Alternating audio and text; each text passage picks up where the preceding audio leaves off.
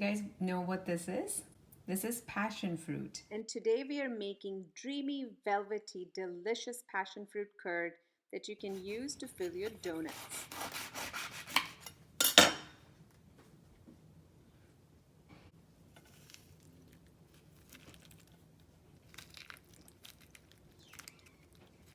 Press.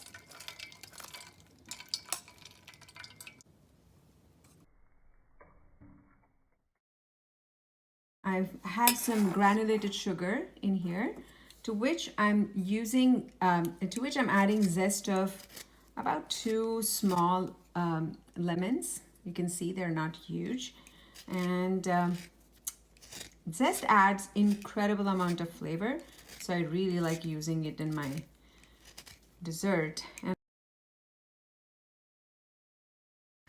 a special omelet for my dog.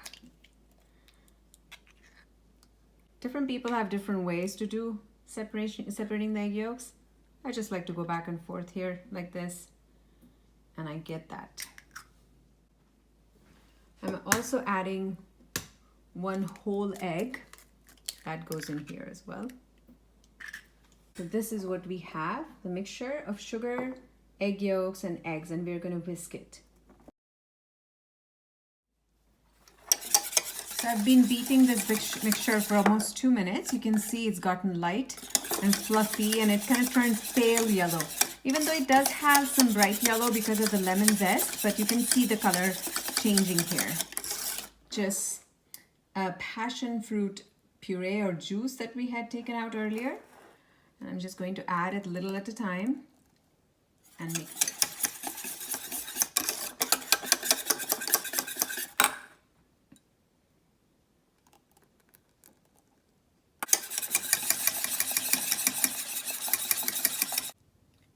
All the passion fruit juice is mixed in here.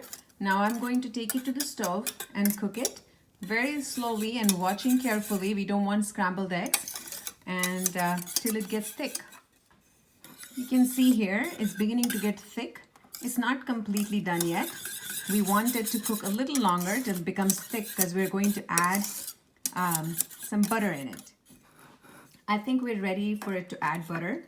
One way to check is you take a wooden spoon, or I've taken a spatula, and you can see if I run a line through it, the lines are not blending. It's not runny that the lines are blending. This is when we know it's done. Here I have some unsalted butter that is cold, and I have just cubed it. I'm going to add a few pieces at a time and keep stirring till they melt. You're not going to rush adding the butter.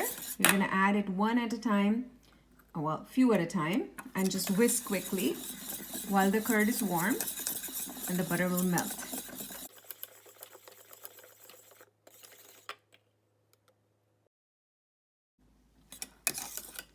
All of the butter is melted. You can see how beautiful the curd looks. I'm just going to continue whisking just to make sure it's cooling down evenly. And that's it. That's our passion fruit curd. That's ready.